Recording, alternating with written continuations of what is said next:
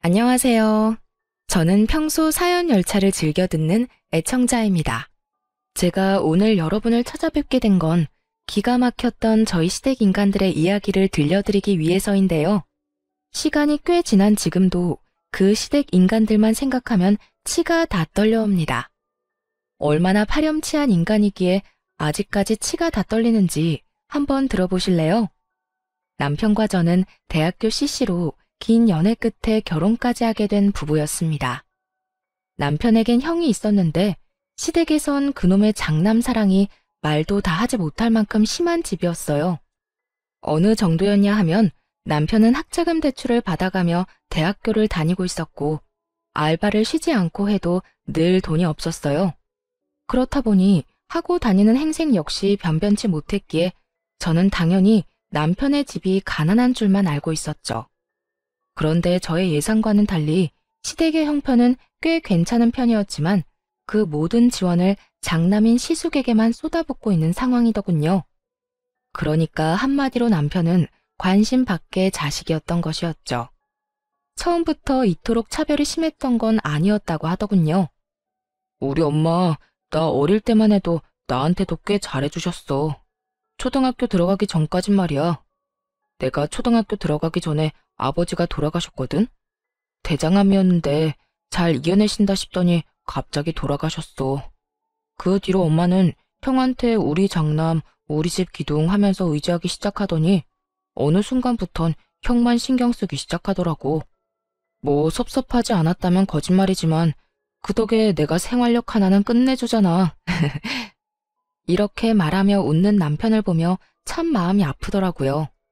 이렇듯 남편이 혼자 벌어 학교를 졸업하는 사이 시숙은 그야말로 엘리트 코스를 밟으며 아르바이트 한 번 하지 않고 유학까지 다녀온 상태였죠. 신문은 입만 뗐다 하면 장남이라는 이유로 시숙을 치켜세우기 바빴고요. 연애하는 내내 비교당하고 없는 사람 취급당하는 남편을 보며 안쓰러운 마음이 듦과 동시에 더욱 남편을 사랑하게 되었고 전 이런 남편의 사정을 숨김없이 친정에 알리고 결혼을 하고 싶다고 했습니다. 아빠, 나 그 사람 행복하게 해주고 싶어. 내가 그 사람 곁에서 진정한 사랑이 뭔지 알려주고 싶어. 그러니까 허락해줘. 우리 딸이 이렇게까지 말하는데 당연히 허락해줘야지. 아빠는 우리 딸 안목을 믿는다. 네가 이렇게까지 말하는 데는 그만한 이유가 있을 거야. 고마워요, 아빠. 나 진짜 행복하게 잘 살 자신 있어. 그래, 네 이야기 들어보니 그 녀석 많이 외롭게 큰 것 같은데 사랑 많이 받고 자란 네가 많이 아껴주고 사랑해주거라. 부모님은 저를 믿는다며 결혼을 흔쾌히 허락해주셨고 그렇게 저흰 결혼을 하게 되었습니다. 결혼을 할 때에도 시모의 차별과 상황은 변하지 않았어요. 시숙이 결혼할 때에는 가지고 있던 건물까지 처분해 아파트를 장만해줬다고 들었는데 저희가 결혼할 당시엔 시숙이 사업을 한다는 이유로 사업 자금을 마련해줘야 하니 여유 자금이 없다고 하더군요. 그래서 저희는 친정에서 보태주신 돈과 제가 모은 돈, 남편이 가지고 있던 돈 조금을 보태 집을 마련하고 신혼생활을 시작했죠. 물론 대출을 끼긴 했지만 우리만의 보금자리가 생긴 것에 만족하자며 서로를 보듬었고 남편은 그런 저에게 고맙다고 끊임없이 말해주며 더욱 가정에 충실한 가장의 모습을 보여주곤 했습니다. 그런 남편에게 제가 결혼을 하며 당부한 것이 있었어요. 자기야, 나 자기랑 결혼할 거야. 그런데 이거 한 가지는 꼭 지켜줬으면 해. 그게 뭔데? 돈 관리는 내가 할게. 돈 관리? 그래, 그렇게 해. 그게 뭐 힘든 일이라고. 그런데 이유가 뭐야? 내가 보니까 자기 집으로 다달이 용돈 주는 거 너무 과하다 싶더라고. 당신 성격상 결혼했다고 해서 그 용돈 딱 끊지도 못할 것 같고. 그렇다고 그 돈을 결혼하고 나서도 계속 줄 순 없는 노릇이잖아. 우리 대출금도 갚아야 하고 적금도 들어야 하는데 말이야. 그래서 내 핑계를 대라고 내가 관리한다는 거야. 어머님이 앞으로 용돈 이야기 꺼내시면 돈 관리는 내가 한다고 하면서 나한테 다 넘겨. 내가 알아서 할 테니까. 그런 거라면 난 싫어. 내가 우리 엄마 성격 잘 아는데 당신한테 분명 좋은 소리 안 할 거야. 모르긴 몰라도 당신 못 살게 굴 텐데 내가 그 꼴을 어떻게 보고 있어? 괜찮으니까 그냥 보고만 있어. 자기는 보고만 있는 게 도와주는 거야. 나 몰라? 내가 돈을 깔고 앉아 있어야 우리 가정이 비로소 평화로워지는 거라고. 그러니까 당신은 내가 도와달라고 할 때까지 그저 지켜만 봐. 끝까지 반대하던 남편은 경제권은 모두 저에게 넘기겠지만 모든 화살은 저에게 넘기지만은 않겠다며 이젠 가정도 생겼으니 할 말은 하고 살겠다고 하더군요. 그렇게까지 하겠다는데 제가 뭐라고 하겠어요? 나쁜 짓을 하겠다고 하는 것도 아니고 제가 힘들까봐 직접 나서겠다는데 그저 우리 남편 많이 컸다며 엉덩이 두들겨 주었어요. 그렇게 저와 남편은 더욱 단단해졌고 제가 예상한 대로 시모는 확 줄어든 용돈에 불만을 가지며 연락을 해오더군요. 아가, 이번 달 용돈 잘 받았다. 그런데 돈이 좀 모자라더구나. 내가 이때껏 얼마 받았는지 너도 잘 알지 않니? 아무리 장가를 갔다고 한들 이건 금액 차이가 너무 크구나. 난 이걸로 도저히 안 되겠으니 돈 좀 더 보내거라. 어머님, 제가 형님한테 들었는데 형님네도 30만 원 드린다면서요? 다른 사람도 아닌 집안의 기둥이자 장남도 30만 원을 드리고 있다는데 저희가 뭐라고 그 이상을 드리겠어요? 혹시 쓰다가 모자라시면 저희 말고 형님께 연락해서 더 달라고 하세요. 그간 많이 투자해 주셨는데 용돈 좀 더 드리는 게 뭐가 힘들겠어요. 시모는 그동안 남편에겐 꼬박꼬박 100만 원씩 받아갔으면서 온 재산을 쏟아부은 시숙에겐 용돈 한 푼 받지 못하다가 시숙이 장가를 가고 나서야 30만 원씩 받고 있다는 사실을 형님에게 듣게 되었죠. 그래서 저 역시 시모가 다른 소리 하지 못하게 30만 원만 드렸던 것이었고요. 틀린 말이 하나 없는 제 말을 들은 시모는 괜한 짜증을 내곤 전화를 끊어버리더군요. 너흰 그런 이야기까지 주고받니? 네 참, 며느리 둘이서 별말을 다 주고받는구나. 끊어라. 기분 나빠서 너랑 더는 통화하고 싶지 않구나. 시모의 전화는 끊겨버렸고 그렇게 용돈 사건은 일단락되었지만 왜인지 이게 끝일 거란 생각은 들지 않더라고요. 도리어 시작일 수도 있단 싸한 기분마저 드는 것이 불안한 생각을 지울 수가 없었어요. 그도 그럴 것이 시모는 돈만 생겼다 하면 시숙에게 아낌없이 쏟아붓는 것도 모자라 하늘 끝까지 치켜 세우는 건 역시 당연한 사람이었거든요. 하지만 시댁에서 필요로 하는 더러운 일, 힘쓰는 일 등 온갖 잡일은 저희 남편만 불러 시켜대기 일쑤였죠. 그럴 때마다 하는 말은 늘 같았어요. 네 형은 큰 사업하느라 바쁘지 않니? 그러니 회사나 다니며 월급 받아 쓰는 한가한 네가 이런 일을 하는 게 당연하지 않니? 처음 이 이야기를 들었을 때 얼마나 황당했는지 모릅니다. 다른 사람도 아닌 친엄마가 저런 말을 했다니 여러분은 믿기시나요? 저는 믿기지도 믿고 싶지도 않더라고요. 하지만 그 모든 건 사실이었고 남편에게 닥쳐 있던 현실이었죠. 이렇듯 평소에도 남편을 종부리듯 부리는 시모가 저와 사이가 틀어져 버렸으니 그 화풀이가 남편에게 가는 것은 불보듯 뻔한 일이었죠. 그랬기에 저의 온 신경은 남편의 휴대전화에 가 있었고 시모가 남편에게 연락이라도 오는 날엔 남편만 주시하고 서 있기도 했습니다. 하지만 이런 제 걱정을 눈치라도 챘는지 이래도 허 저래도 하 하던 남편은 각성이라도 한 것인지 점점 변하기 시작하더군요. 어느 날은 시모가 집에 변기가 막혔다며 연락이 온 적이 있었는데요. 평소라면 아무 말도 하지 않고 허허거리며 시댁에 갔을 남편이 이렇게 말하는 게 아니겠어요? 엄마, 변기가 막혔으면 사람을 불러. 아니면 엄마가 그렇게 사랑하는 형을 부르던지. 엄마가 매번 무시하는 그깟 회사 일하느라 나도 바빠. 월급은 그냥 하늘에서 뚝 떨어지는 줄 알아? 일을 해야 나도 먹고 살 거 아니야. 그러니까 앞으로 이런 일로 나 부르지 마요. 뭐라고? 너 내 아들 맞니? 어떻게 내 아들이 나한테 그런 말을... 너 어디 아프니? 아니, 나 멀쩡해. 그리고 내가 좀 알아봤는데 알아보니까 사람 불러서 변기 뚫는 거 얼마 하지도 않더라. 돈 없으면 형한테 달라고 하던가. 그만큼 투자했으면 그 정도는 달라고 할 수 있잖아. 이런 말을 할 정도로 남편은 변하고 있었고 더는 제가 걱정할 일은 없어 보였어요. 이렇게 갑자기 변해버린 남편의 모습이 뿌듯하면서도 이상하기도 했는데 변해버린 남편의 모습엔 이유가 있었더라고요. 그건 다름 아닌 남편의 몫으로 남겨놨다던 아버님의 유산 때문이었어요. 돌아가신 아버님이 남편이 결혼을 하면 꼭 주라던 건물이 있었는데 그걸 글쎄 시모가 처분해 홀랑 시숙의 사업자금으로 줘버렸다고 하더군요. 시숙 역시 그게 남편의 몫이란 걸 뻔히 알면서도 염치도 양심도 없이 홀랑 받아갔다는 사실을 한 남편은 많이 실망하기도 하고 어떤 면에선 체념마저 한 것처럼 보였어요. 여보, 괜찮아? 나 다 들었어. 어머님이 당신 몫으로 준다던 건물 아주버님께 줬다면서? 괜찮지 뭐. 사실 기대도 안 했어. 말만 나한테 준다고 했었지 그게 그렇다고 해서 내 것도 아니고. 아빠가 내 몫으로 남겼다고 한들 엄마 명의로 된 건물 엄마 맘대로 하는 건 당연하잖아. 그래도 이렇게까지 형만 생각하고 형만 위하는 엄마 보는 게 이젠 좀 지쳐. 지금까지는 괜찮았거든.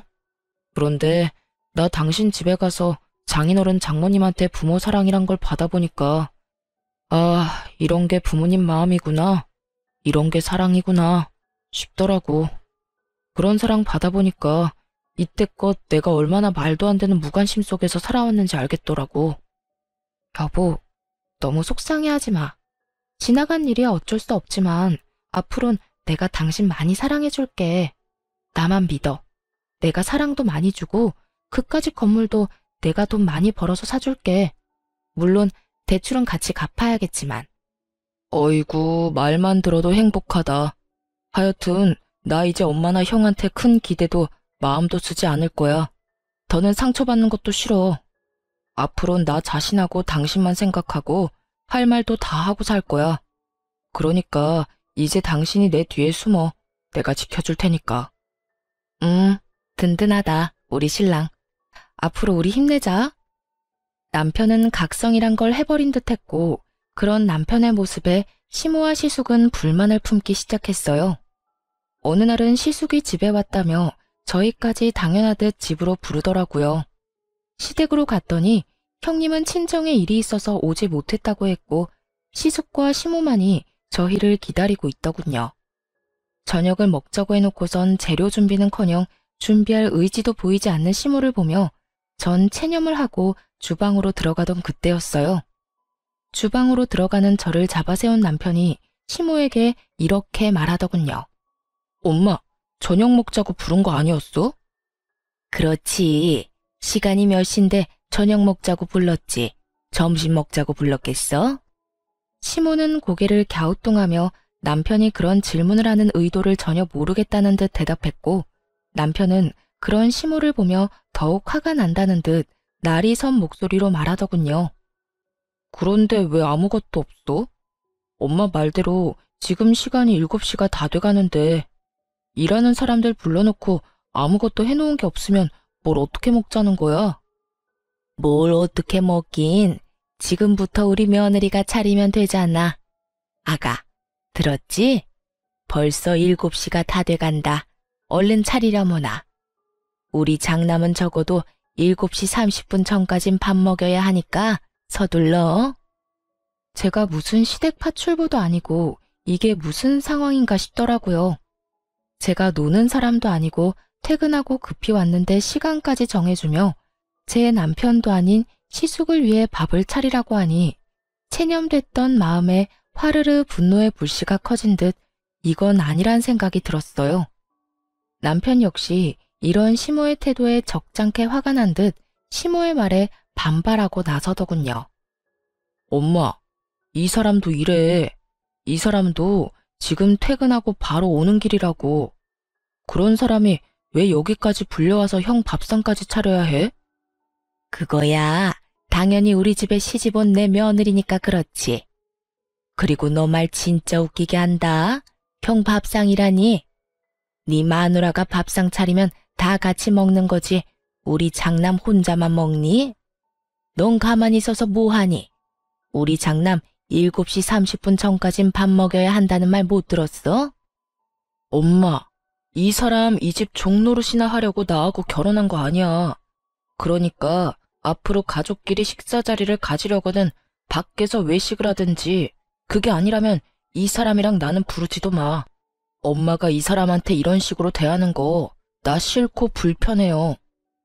남편이 이렇게까지 말하자 시모는 기가 막힌 듯 남편을 쳐다봤고, 그때까지 가만히 있던 시숙이 자리에서 벌떡 일어나더니 호기롭게 남편의 뺨을 날려버리더라고요. 너 엄마한테 말버릇이 그게 뭐야? 네 눈엔 힘든 네 마누라만 보이고 나이 드신 엄마는 보이지도 않아? 시숙은 남편을 향해 비난을 쏟아내기 시작했고, 전 그런 시숙 앞을 막고선 시숙에게 한마디 하기 시작했어요. 아무리 이 사람 말이 과했다고 해도 다 큰 동생 때리는 건 아니죠. 그리고 이 사람 말 중에 틀린 말이 뭐가 있나요? 제가 이 집에 아주버님 밥이나 차려주려고 시집 온 건 아니잖아요. 그렇게 밥이 드시고 싶으셨으면 형님을 친정에 보낼 게 아니라 여기다 불러서 밥상을 차리라고 했어야죠. 재수 씨가 낄 자리는 아닌 것 같은데요. 제가 왜 낄 자리가 아닌가요? 방금 아주버님이 때린 사람이 제 남편인 거 잊었어요? 앞으로 제 남편이랑 할 이야기 있다면 저한테 하세요. 제가 이렇게 따지고 들자 시모가 저에게 노발대발 화를 내기 시작하더라고요. 네가 감히 누구한테 소리를 질러? 우리 장남이 보통 장남인 줄 알아? 얘는 우리 집 기둥이야. 네가 감히 소리 지르면서 따지고 들 상대가 아니란 말이야. 장남, 기둥, 이런 거 저는 다 모르겠고요. 아주버님이 제 남편을 때렸고 전 제 남편이 맞았으니 가만히 있을 수만은 없어 이렇게 나선 것뿐이에요. 세상 어떤 마누라가 자기 남편 맞고 있는데 가만히 있을 수가 있겠어요. 그리고 어머님, 차별 좀 적당히 하세요. 장남이고 차남이고 둘 다 어머님 아들인데 어떻게 이렇게까지 차별을 하세요? 저는 그야말로 시모에게 쌓였던 말들을 쏟아내버렸고, 그런 제 말을 듣고 있던 남편 역시 한숨을 푹 내쉬더니 시모의 말은 들을 필요도 없다는 듯 이렇게 말하더군요. 여보, 됐어. 나도 이제 지친다. 집에 가자. 엄마, 형, 한동안은 우리 보지 말자. 한동안 나 우리 가족 얼굴 보고 싶지 않아. 이렇게 말한 남편은 저를 끌고 시댁을 나와버렸고, 집으로 돌아온 남편과 저는 최선을 다해 시댁 일을 입 밖에 내지 않으며 지내고 있었어요. 물론 시모의 연락이 오긴 했지만 전 더는 참지 않기로 했기에 시모에게 따끔한 일침을 날려주기도 했죠. 너는 어떻게 그렇게 가고 연락 한 통이 없니? 이렇게 어른이 먼저 전화를 해야 하는 게야. 내가 먼저 사과받으려고 며느리한테 전화까지 해야 하냐니 말이다. 사과요? 무슨 사과요? 저는 사과까지 할 게 없는데요, 어머님. 뭐? 넌 잘못한 게 없다. 이 말이야? 네, 제가 뭘 잘못했는데요? 말이야 바른 말이라고 갑자기 밥 먹자고 사람 불러놓고 저한테 밥상까지 차리라뇨. 심지어 형님은 속 편히 친정에 보내버리고 저는 아주버님 굶기면 안 되니까 거기서 밥까지 해다 바쳐라. 어머님, 저 이씨 집안 둘째 며느리이지 어머님 종 아니에요. 너 말 잘했다. 며느리가 시댁에 와서 밥상 차리는 게 이렇게까지 할 일이냐? 며느리가 그까짓 밥 얼마든지 차려드릴 수도 있고 그게 힘든 건 아니죠. 힘든 건 아닌데 전 저를 막 부려먹어도 된다고 생각하는 사람에게 굳이 그런 호의를 베풀고 싶진 않아요. 저도 그 시간까지 일하고 와서 배고프고 힘든데 왜 제가 저를 하찮게 여기는 사람한테 에너지를 쏟아야 해요? 전 싫어요. 전 단호하게 싫다고 했고 시모는 그런 저의 태도에 화가 단단히 난 듯 시모라는 위치를 들먹이며 저를 몰아붙이기 시작하더라고요. 얘가 말하는 것 좀 봐라. 너 지금 내가 시어머니인 건 알고 있니? 알고 그딴 건방진 말을 하는 게야? 시어머니가 하라고 하면 하고 맞는다고 하면 맞는 거지. 뭐? 싫어? 호의를 베풀고 싶지 않아? 네가 네 남편이 네 편 좀 들어줬다고 아주 간이 부었나 본데? 이런 식으로 나오면 누구 손해인 줄 정녕 모르는 게야? 이걸 협박이라고 하는 건지 그 협박 참 하찮다고 느껴졌어요. 전 이 하찮은 협박질이나 해대는 시모에게 지고 싶지 않았고, 그래서 그런 시모에게 더욱 나를 세우며 맞서게 되었습니다. 누구 손해일지는 앞으로 두고 보면 알겠네요. 전 이제 어머님뿐 아니라 시댁에도 큰 기대 없고요. 기대가 없어서 그런지 노력할 생각도 신경 쓸 생각도 없어요. 그러니까 어머님도 저희한테 신경 쓰지 말고 늘 하던 대로 아주버님하고 형님한테 신경 쓰고 사세요. 혹시나 어디 편찮으시면 연락은 주시던가요. 아무리 신경 끄고 산다고 한들 병문안은 가봐야 하지 않겠어요? 네 년이 어디서 그딴 말을 짓거리는 게야? 너 당장 집으로 넘어오거라. 어디 내 앞에서도 그따위로 짓거릴 수 있는지 내가 봐야겠다. 기어코 시모의 입에서 년이라는 단어가 나오는 순간 전 더는 이 사람과 대화할 가치가 없다고 생각했고 마지막 말을 하곤 전화를 끊어버렸습니다. 못 가요. 저도 일은 해야 먹고 살죠.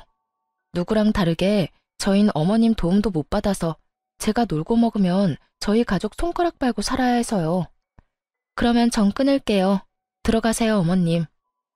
전화를 끊어버린 후 시모에게서 전화와 문자 폭격이 이어졌지만 전 전화를 꺼버렸습니다.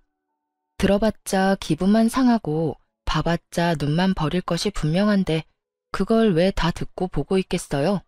이럴 땐 무시가 답이었죠. 그렇게 제 휴대전화는 일주일에 가까운 시간 동안 꽤 많은 시간 꺼져 있었고 일주일이 지나고 나니 차츰 연락도 잦아들더라고요. 남편 역시 시모와 시숙에서 연락을 받았다고 했지만 큰 신경을 쓰지 않는 듯 했어요. 이렇게 저희만의 삶을 살기 시작했고 새로운 가족을 맞이하게 되었습니다. 여보, 나 임신했어. 5주 차래. 정말이야? 그게 정말이야? 와, 여보, 나 진짜 너무 좋다. 나 진짜 행복하다. 나 진짜 행복해. 제 임신 소식에 남편은 울더라고요. 만감이 교차하는 듯 엉엉 우는데 그런 남편을 달래느라 혼났네요. 남편은 누구보다 행복해했고 저 역시 그런 남편을 보며 행복했어요. 그 행복함도 잠시 입덧이 심해지며 몸이 날이 가면 갈수록 힘들어지더라고요. 제가 힘들어하니 남편 역시 제 걱정에 회사 일에 집중을 못하고 있었고요. 입덧 기간은 생각보다 길어졌고 남편은 도저히 안 되겠다는 듯 저에게 친정에 들어가서 사는 것이 어떻겠냐고 하더라고요. 여보, 혹시 우리 당신 집에 들어가서 사는 건 어때? 어? 친정에? 갑자기 왜? 내가 많이 생각해봤는데 아무래도 그게 좋을 것 같아서. 당신 입덧 때문에 많이 힘들기도 하고 내가 출근하고 나면 당신 혼자 있어야 하는데 난 그런 당신 신경이 쓰여서 일도 손에 안 잡혀. 나도 내가 과한 걱정하고 있다는 거 잘 아는데 그래도 어쩌겠어. 당신 남편이 이렇게 팔불출인걸. 그래서 말인데 이 집은 새 주든가 하고 당신 집에 들어가서 살자. 사실 내가 장인어른 장모님께 다 여쭤봤어. 그래도 괜찮겠냐고. 두 분은 나만 괜찮다면 좋다고 하시더라고. 내심 당신이 걱정이었는데 그렇게 해주면 오히려 고맙다고까지 해주셨어. 남편은 이미 저희 부모님들까지 만나 양해를 구한 후였고 말로는 제 의견을 묻고 있었지만 이미 결심이 선 눈빛이었어요. 남편이 괜찮다는데 제가 마다할 이유는 없었고 저흰 그렇게 살던 집은 세를 주고 친정으로 들어가게 되었습니다. 그렇게 배는 점점 불러왔고 친정에서 남편도 저도 부모님의 사랑을 듬뿍 받으며 지내던 어느 날 시모에게서 연락이 왔더라고요. 몸은 괜찮니? 배가 많이 나왔겠구나. 이제 어딜 가나 굳이 임산부라고 말하지 않아도 제가 임산부인 걸 알 만큼은 나왔어요. 잘 지내시죠? 나야 뭐 늘 똑같지. 친정에서 지내고 있다지? 우리 아들이 큰 결정을 했구나. 혹시 내일 시간 되니? 다른 건 아니고 좋은 고기가 들어와서 가족들끼리 모여서 먹었으면 하는데 올 수 있니? 너 몸도 무겁고 하니 첫째하고 내가 다 준비하고 기다리마. 조금은 따뜻해진 시모의 음성에 큰맘 먹고 시댁에 가기로 했고 남편 역시 저에게 이야기를 전해 듣곤 흔쾌히 함께 가자고 하더라고요.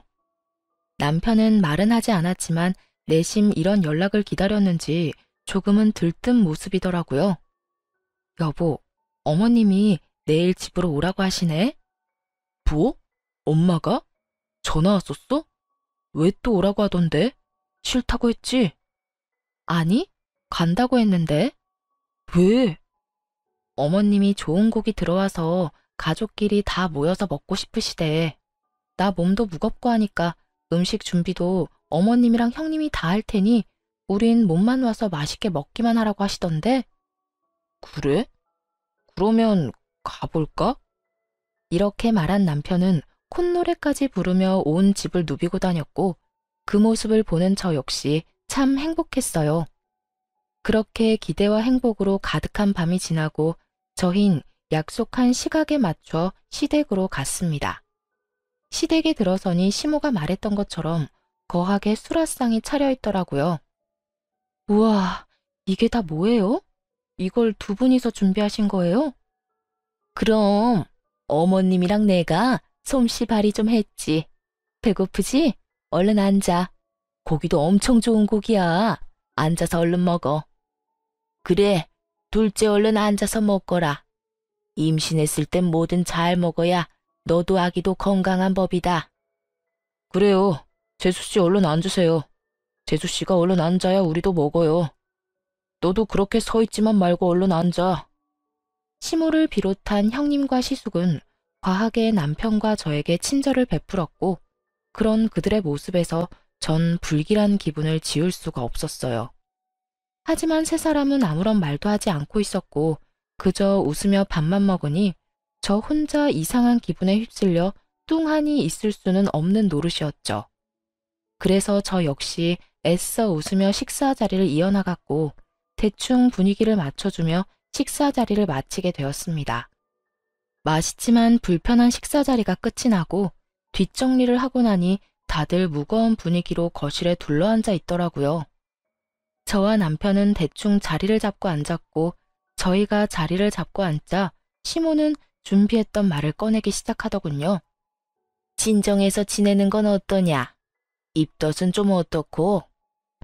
많이 괜찮아졌어요. 저흰 편한데 아무래도 부모님께서 불편하실 수도 있을 것 같아서 어떻게 해야 할지 고민하고 있어요. 고민하긴 뭘 고민하니? 이왕 친정에 들어간 김에 거기서 애 낳고 쭉 살면 서로 좋지. 너 애 낳고 다시 복직할 거 아니냐? 그럴 때 친정에서 지내면 너도 마음 쓸 일 덜고 좋을 텐데 왜 나와 산다는 거야? 이상하더군요. 내 아들 힘들게 처가살이 그만시키고 당장 분가하라고 말하는 것이 정상 아닌가요? 아니, 그렇게까진 하지 않더라도 처가살이를 권하는 시모의 모습은 누가 봐도 이상한 상황이었죠. 그것도 그 이유가 저를 위한다는 것이 더욱 의심스러웠어요. 남편 역시 저와 같은 생각인지 시모에게 캐묻기 시작했어요. 엄마, 솔직히 말해봐. 무슨 일 있어? 무슨 일은? 일이 있을 게 뭐가 있어? 아니야. 엄마 무슨 일이 있어. 그렇지 않고서야 엄마가 이렇게까지 처가살이를 등 떠밀 리가 없잖아. 나 처음 처가에 들어가서 산다고 했을 때 엄마가 무슨 말까지 했는지 기억 안 나? 처가 들어가서 살면 인연 끊는다며? 부모는 하나도 챙기지도 않고 마누라만 챙기고 생각한다고 나보고 등신이라며. 그런 사람이 갑자기 왜 이래? 남편의 말에 시모는 잠시 망설이는가 싶더니 이내 검은 속내를 드러내기 시작했어요. 그래, 기왕 이렇게 된 거 솔직하게 말하마. 너희 집 팔아서 네 형 좀 도와줘라. 무슨 소리 하는 거야? 우리 집 판 돈을 왜 형한테 주라는 거야? 네 형 사업이 요즘 좀 힘들어서 자금이 급하게 필요한데 너도 알다시피 나도 다 처분해서 이리저리 쓰느라 여유 자금이 없구나. 가족 좋다는 게 뭐니? 이럴 때 돕고 살아야지. 그리고 네 형 우리 집 장남이다. 우리 집에서 장남이 어떤 의미인지 너도 잘 알고 있을 거야. 네 형은 장남이자 우리 집 기둥이야. 기둥이 무너지면 되겠니? 다른 것도 아니고 돈 때문에 무너진다는 건 더욱 안 되지. 우리가 능력이 안 되는 것도 아니고. 네 집만 팔아서 도와준다면 얼마든지 다시 일어설 수 있다는데 너도 그냥 두고만 보고 있을 거 아니지? 전혀 예상치도 못한 말이었어요. 저뿐 아니라 남편 역시 시숙의 사업이 잘 되고 있는 줄만 알고 있었으니까요. 그도 그럴 것이 볼 때마다 차가 바뀌는 것은 물론이고 몸에 걸친 것만 해도 명품이 아닌 것이 없었고 형님 역시 줄 서도 못 산다는 명품 가방이 한두 개가 아니었으니까요. 거기에다 시모에게 이때껏 받아간 돈이 있었던 터라 망할래야 망할 수가 없다고 생각하고 있었던 것이었죠. 남편 역시 시숙의 소식에 잠시 충격에 빠진 듯 했지만 이내 단호하게 시모에게 거절 의사를 내비치더군요. 두 사람 잘 들어. 그 집, 내 집 아니고 이 사람 집이야. 우리 그 집 마련할 때 내가 모은 돈이 쥐똥만큼도 없어서 처가에서 도와주시고 이 사람이 회사 생활하면서 모은 돈으로 마련한 집이라고. 그런 집을 내가 마음대로 팔 순 없어. 아니, 내 마음대로 팔 수 있다고 한들 그 집을 처분할 일은 절대 없을 뿐더러 집을 처분한다고 해도 형 도울 생각은 추호도 없어. 남편의 단호한 태도에 시모는 남편에게 화를 냈다가 달랬다가를 반복하며 이상 행동을 보이기 시작하더군요. 너 어떻게 그런 말을 할 수가 있어? 어떻게 그런 결단을 내릴 수가 있는 거냐고. 네 형인데 네가 돕는 건 당연한 일 아니니? 에휴, 그러지 말고 아들, 네 형 좀 도와줘. 네 형이 오죽 힘들면 너한테까지 도와달라고 하겠니? 어렵게 꺼낸 말인데 단칼에 거절하지 말고 잘 좀 생각해봐. 100번, 1000번을 생각해도 내 생각은 같으니까 더는 이런 이야기는 꺼내지도 마. 절대 안 돼. 남편은 제가 끼어들 필요도 없을 정도로 꽤나 단호했고 이런 남편의 태도에 시모는 많이 당황한 듯 눈을 동그랗게 뜨고 남편을 보더라고요. 상황이 그렇게 되자 가만히 듣고만 있던 시숙이 나서기 시작하더군요. 그동안 알게 모르게 나한테 섭섭한 점 많았던 거 알고 있어. 나 역시 그런 너한테 많이 미안할 때도 있었고 말이야. 그런데 동생아, 나 역시 힘들었어. 아버지는 갑자기 돌아가시고 엄마는 나한테만 의지하지. 나도 장남이란 무거운 짐을 어깨에 얹고 이 집안 더 잘 되라고 노력하느라 힘들었어. 그러다 보니 네가 힘들다는 거 알면서 신경 쓰지 못하기도 했어. 그러니까 내가 하고 싶은 말은 너만 힘들었던 게 아니었단 말이야. 나 역시 우리 집을 위해 노력하면서 살아왔고 그 노력을 이젠 너도 해야 하지 않겠어? 나만 이 집 아들이 아니잖아.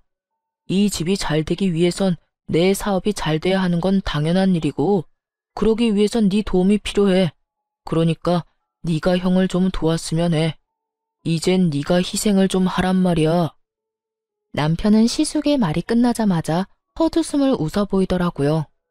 웃는 입과는 달리 눈은 화가 많이 나 보였고 그 화는 입을 통해 흘러나오기 시작했어요.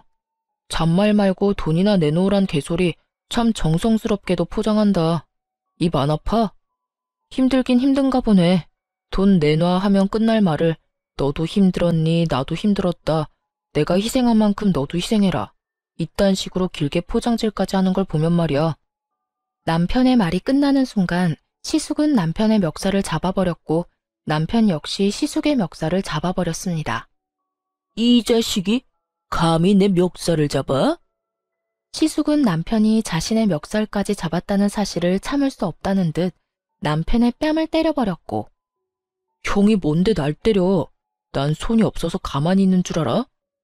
이렇게 말한 남편 역시 시숙의 뺨을 때려버리며 그야말로 순식간에 난장판이 되어버렸죠. 시모는 두 사람이 주먹 다짐을 시작해버리자 안간 힘을 쓰며 두 사람을 말리기 시작하더라고요. 그 와중에도 시숙이 맞는 게 싫었는지 남편 팔만 붙잡고 늘어지더라고요. 그렇게 두 사람을 뜯어말린 시모는 자리에 주저앉아 땅을 치며 곡소리를 내기 시작했어요. 아이고, 아이고, 내가 너무 오래 살았지. 내가 너무 오래 살았어. 내가 전생에 무슨 죄를 지었길래 이런 꼴까지 봐야 하는지. 어머님, 무슨 말씀을 그렇게 하세요. 그만 우세요. 이러다 쓰러지시겠어요. 말리지 마라. 이러다 죽으련다. 내가 이 꼴을 보고 더 살아봤자 뭐 하겠니? 차남이 장남 멱살을 잡는 것도 모자라 주먹질까지 하는 꼴을 봤는데 내가 더 살아서 뭐 하겠어? 어머님, 그런 말 하지 마세요. 시모의 곡소리는 계속되었고 시모를 한참 달래던 형님은 저의 어깨를 툭 치며 시비를 걸어오더라고요. 동서, 도대체 서방님을 어떻게 구워 삶았길래 저렇게 사람이 변한 거야?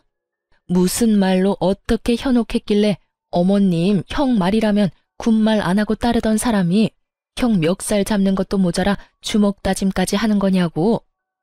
그러는 형님이야말로 도대체 살림을 어떻게 꾸렸길래 그 많던 어머님 재산을 다 뜯어가고도 망하기 직전이라는 소리가 나와요?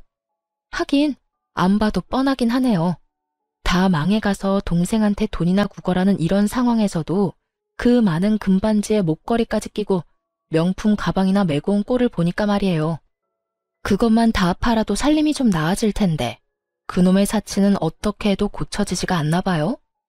저는 받은 만큼 형님에게 돌려주었고 제 말에 머리끝까지 화난 형님이 저의 머리채라도 잡을 태세로 달려들더라고요.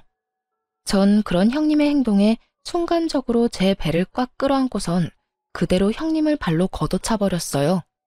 형님은 제 발차기 한 방에 고꾸라져 바닥을 뒹굴고 있었고 이런 난리통에도 시모는 오로지 남편을 향한 원망과 욕을 쏟아내고 있더라고요. 이게 다 너 때문이다. 네가 네 형 도와준다는 말만 했어도 이 난리가 났겠어? 그깟 돈 얼마나 된다고 그걸 못 준다고 해서 이 난리통을 만들어. 이 천하의 나쁜 놈, 이 천하의 불효자. 네 형은 우리 집의 기둥인데 당연히 네가 형을 도와야지. 시모의 말은 발악에 가까웠고 그런 시모의 말을 듣고 있던 남편은 이렇게 말을 하더라고요. 나 엄마가 불러줬다고 할 때 내심 기대했었어. 아무리 나한테는 무관심한 엄마였어도 손주는 내심 기다렸구나. 그래서 오늘 우리한테 늦긴 했지만 수고했다, 기특하다 이런 말 한마디 정도는 하겠구나 하면서 말이야. 그런데 그게 다 내 착각이었네. 진작 축하할 생각 따윈 없었고 그저 나한테까지 돈 뜯어내려고 불렀던 거구나. 돈을 뜯어낸다니? 넌 그게 엄마한테 할 표현이니? 그냥 엄마는 가족끼리 돕자는 거야.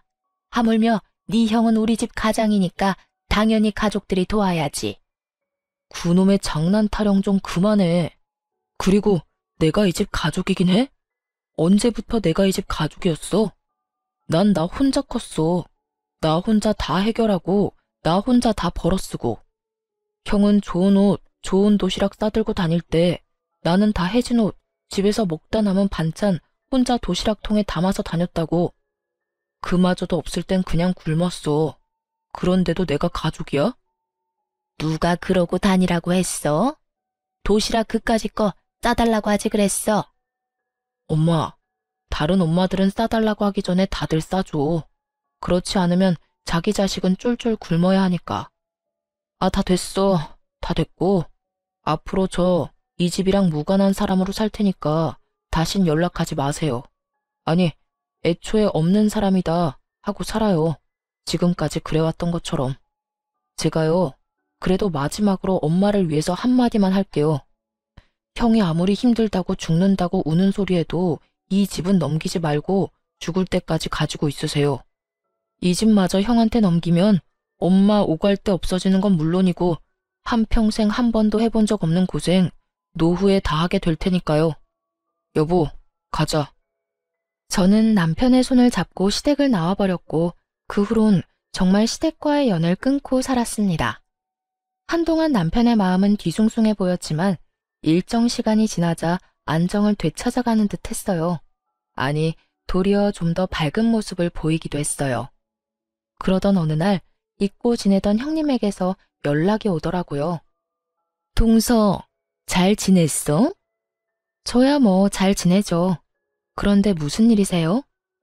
그냥 어떻게 지내나 궁금하기도 하고 그냥저냥 전화해봤어. 나 이혼했거든. 이혼하고 나니까 동서 생각이 나더라고.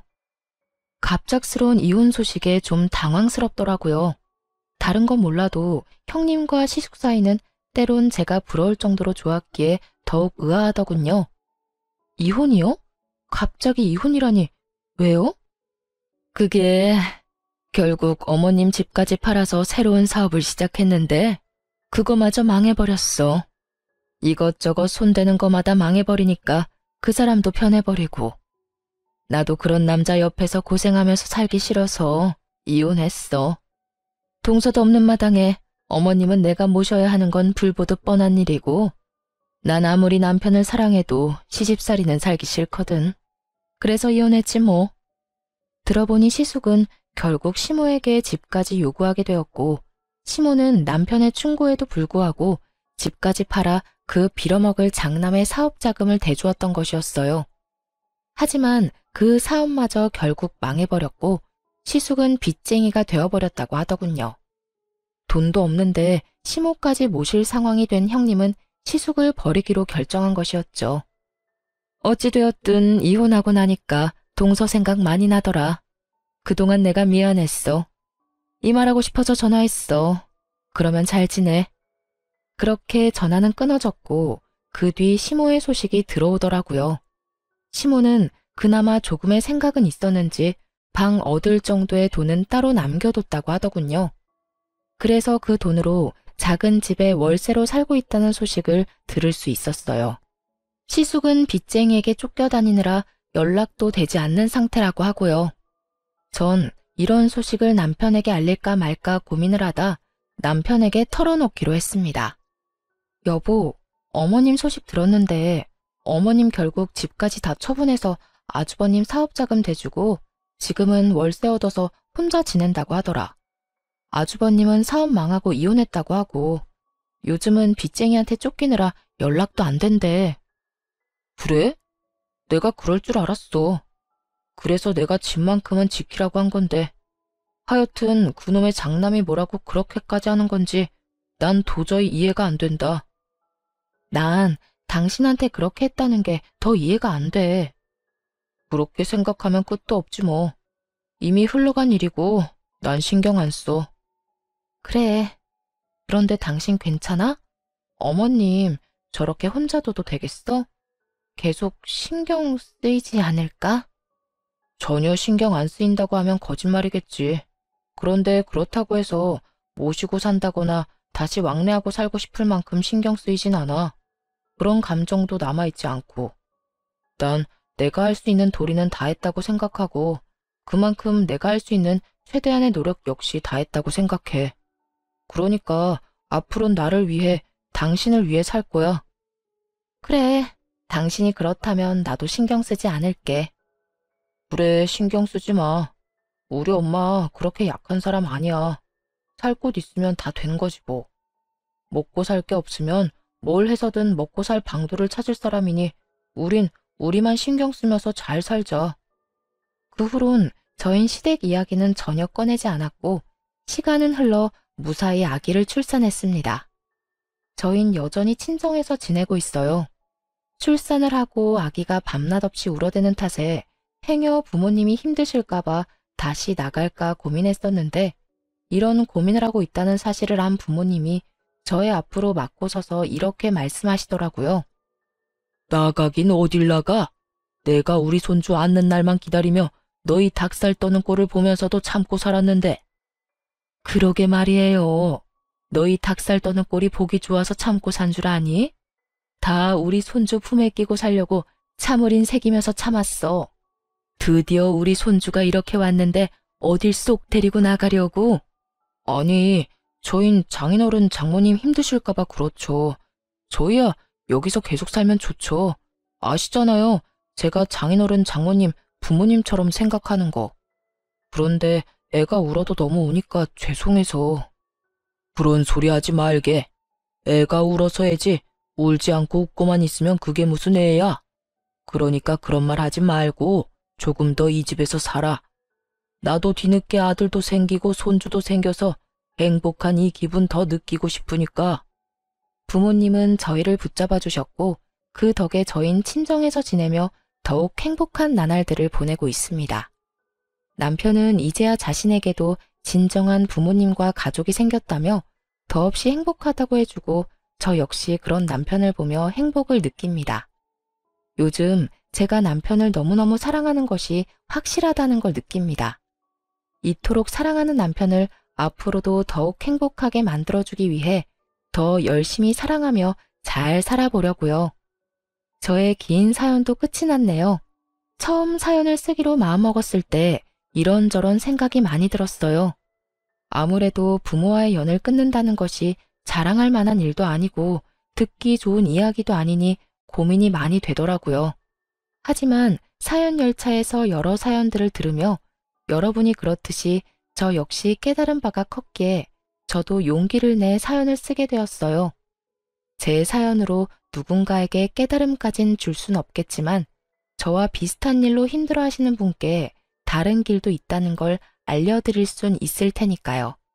부디 제 사연으로 누군가에겐 작은 용기라도 줄 수 있었으면 한다는 바람을 마지막으로 저는 물러가 볼게요. 저의 긴 사연을 끝까지 들어주신 모든 분들 감사합니다. 모두 행복하세요.